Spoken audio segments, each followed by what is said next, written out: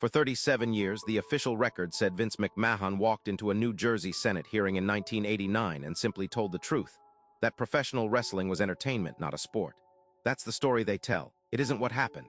Someone made sure you'd never learn what that admission actually bought him and what it cost the men in the ring. Here's what the records were rewritten to hide. By 1989, pro wrestling lived under state athletic commissions. Same rules as boxing, same required doctors, same drug testing, same insurance mandates, same oversight. McMahon's company was expanding fast, and every state he crossed meant fees, inspections, and a commission looking over his shoulder. So he did something no promoter had done on the record before. He told a New Jersey panel wrestling was predetermined. The press called it honesty. Fans called it the end of an illusion. Nobody called it what it really was. Here's the first crack in the story you were told. That confession wasn't offered to protect fans from being fooled. It was offered to get wrestling reclassified as entertainment under law. The moment that happened, athletic commissions lost jurisdiction. No mandated ringside doctors, no required drug testing, no state-monitored medical clearance before a wrestler climbed through the ropes. The oversight vanished in a single afternoon, and it vanished on purpose. McMahon didn't confess to end a lie. He confessed to end a form of regulation that was cutting into growth. That's the part nobody printed in 1989. That's the part they buried. But the obvious explanation doesn't hold up on its own. If it were only about avoiding fees, there were cheaper ways to do it. Lawyers, lobbying, quiet exemptions written into state code, the way other industries do it every year. Instead, McMahon chose a public admission, broadcast on the record, permanent. That's not the move of a man trying to slip past regulators unnoticed. That's the move of a man clearing the field entirely, for good, in every state at once. Which means the target wasn't one hearing. The target was the whole regulatory relationship between wrestling and government.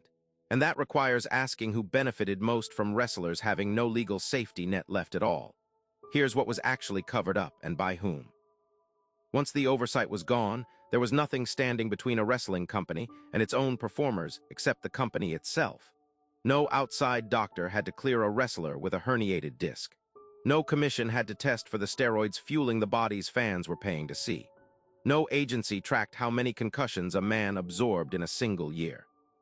The company that used to answer to regulators now only answered to itself, and it wrote its own rules on how hard a schedule was safe, how much pain was tolerable, how many pills got a man through a 300-date year. For nearly 4 decades, the wrestling business quietly treated that 1989 hearing as its founding myth of honesty. Books were written about the moment the curtain finally came down. Almost none of them connected it to what came next. Through the 90s and into the 2000s, wrestlers began dying young. Hearts gave out in their 30s and 40s.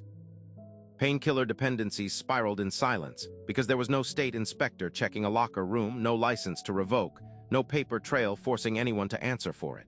The number is documented sport by sport, decade by decade, and it is staggering next to boxing's. But the story stayed split in two, the confession over here, celebrated as candor, and the death toll over there, treated as unrelated tragedy. They were never unrelated. They were the same decision, working exactly as designed. That gap changes how you should watch every wrestler who ever stepped through those ropes after 1989.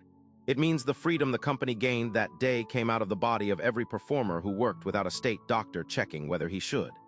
It cost families pensions that never existed, because entertainers don't get athletic compensation funds. It cost some men their 40s. And it stayed buried because the confession itself was such a satisfying story, a business finally being honest, that almost nobody asked what the honesty was for. You heard the ending. You were never told the motive. So ask yourself why a company would choose total transparency about the outcome of its matches while staying almost entirely silent about the health of the men producing them. Ask what else got classified as entertainment, quietly, so nobody had to answer for it. The hearing happened in the open. The reason for it never did. And somewhere in a state filing cabinet from 1989, the paperwork that would tell you exactly whose idea the timing was is still sitting, unexamined, waiting for someone to ask why now.